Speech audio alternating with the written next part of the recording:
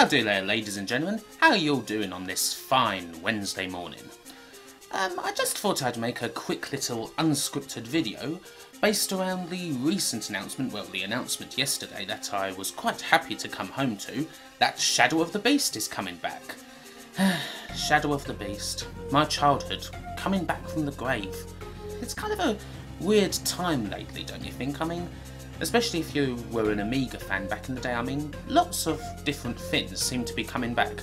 Some not for the better. I mean, there was that Super Frog remake that came out just recently that wasn't very well received, as far as I can tell.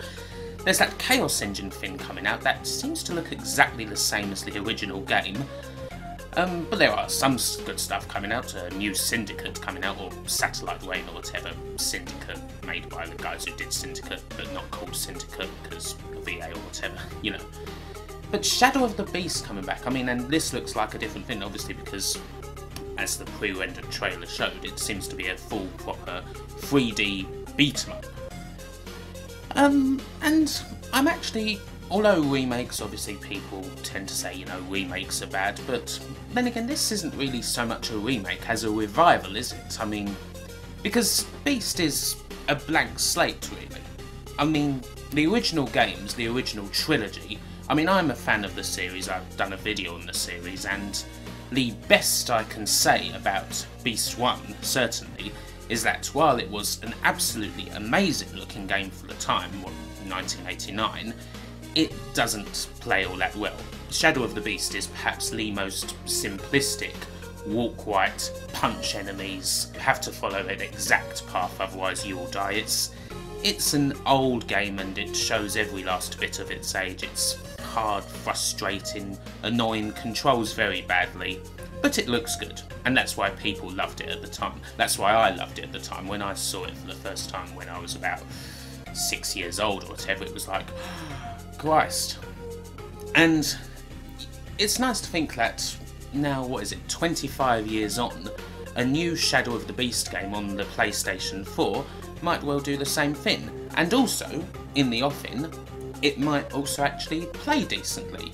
Because, God knows, Shadow of the Beast 1 looked great, didn't play that good. Shadow of the Beast 2 looked almost as great, but played terribly. I mean, God, that is one of the most annoying games to play ever. Beast 3, you know, quite alright, actually gameplay-wise, but no one really played it that much. So yes, Shadow of the Beast remake, actually going to think it'd be quite good, I reckon.